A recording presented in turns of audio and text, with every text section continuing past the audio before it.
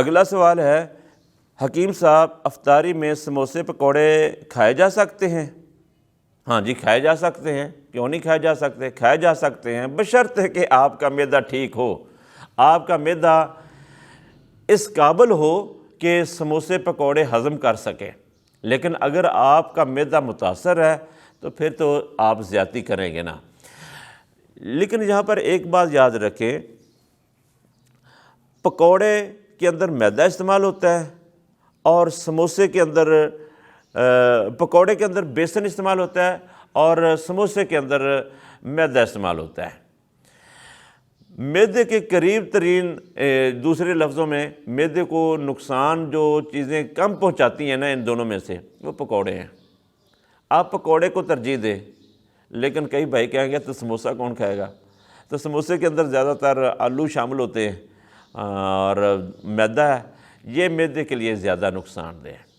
اور دوسری بات یہ ہے کہ ٹھنڈا پانی یا شربت پہلے پیا ہوتا ہے اور اس کے بعد سموسے پکوڑے کھائے جاتے ہیں، سموسے استعمال کیے جاتے ہیں، اس سے معدے کو نقصان پہنچنے کا اندیشہ زیادہ ہوتا ہے۔ تو پھر آپ اپنی چٹنی کے اندر جو آپ نے سموسے پکوڑے پر جو چٹنی لگانی ہے نا، اس کے اندر سبز مرچ زیادہ کر لیں، یہ ہو سکتا ہے۔ سبز مرچ زیادہ ڈالیں، رائتے کے اندر سبز مرچ زیادہ ڈال لیں تھوڑی سی۔ سبز مرچ نے بیلنس کرنا ہے، اس نے معدے کو ایکٹیو کرنا ہے، جو تیزابیت اس نے بڑھانی ہے نا، سبز مرچ ڈالیں گے نا وہ اس کو کور کر لیں گے۔ تو لیکن یہ چیزیں اپنی جگہ، تیزابیت کسی حد تک سبز مرچ میں بھی ہے، لیکن وہ اس حرارت جو اس کے اندر چونکہ زیادہ ہے، اس نے معدے کو کھول بھی دینا ہے، آنتوں کو کھولنا بھی ہے، تو اس سے نقصان کم ہو جائے گا، معدے کے لیے خدشہ کم ہو جائے گا، بلکہ معدے کی طرف بہتری آئے گی۔ اور پھیکی چٹنی نہیں استعمال کرنی چاہیے، کراری سی چٹپٹی سی ذائقے دار چٹنی استعمال کرنی چاہیے۔ رائتا، اس کے اندر ہلکا سا نمک ضرور شامل ہونا چاہیے۔ نمک مرچ کا استعمال سموسے پکوڑے کے اندر ضرور ہونا چاہیے۔ اگر نمک مرچ کا استعمال کم ہوگا نا تو یہ سموسے پکوڑے معدے کے لیے زیادہ نقصان ہے، بشرطے کہ مریض کو کوئی اور مسائل نہیں۔ یہ اس مریض کی میں بات کر رہا ہوں کہ جس کا معدہ تقریباً ٹھیک ہے۔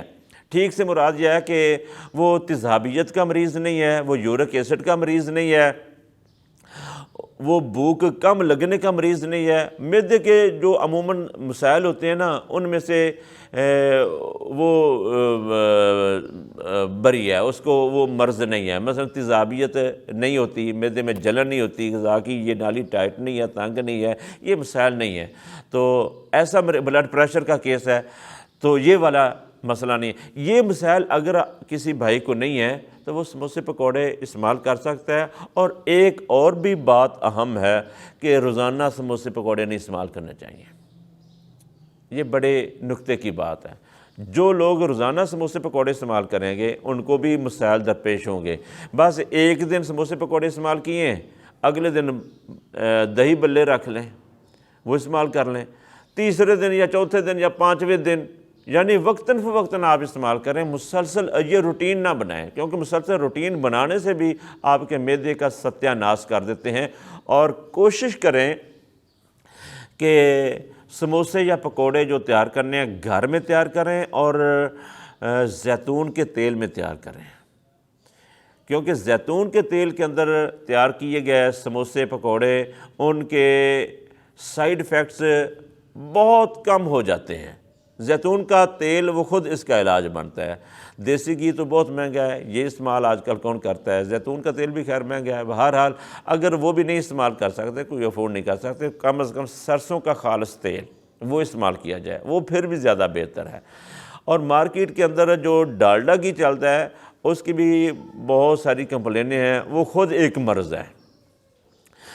جو سموسے پکوڑے استعمال کرنے کے بعد معدے کے نقصانات زیادہ ہوتے ہیں، معدہ زیادہ بیمار ہونا شروع ہوتا ہے، عموماً وہ جو استعمال کیا جاتا ہے ڈالڈا گھی، وہ بالکل ردی قسم کا ہوتا ہے۔ ردی قسم کے آئل، ردی قسم کے ڈالڈے گھی یہ معدے اور آنتوں کا ستیہ ناش کر دیتے ہیں۔ ان کے الگ سے اس سموسے پکوڑے کا جو نسخہ ہے نا، اس کا تو میں کہوں گا کہ اس کا تو اتنا نقصان نہیں ہے جتنا نقصان ڈالڈے گھی اور ردی آئل وغیرہ جو لوگ استعمال کرتے ہیں. دکاندار ایسے لوگ ہوتے ہیں وہ بالکل کئی ایسے بھی ہیں کہ جو سب سے سستا اور ردی آئل ہے, گھٹیا قسم کا ڈالڈا گھی ہے, سیکنڈ ہینڈ ہے, وہ استعمال کرتے ہیں.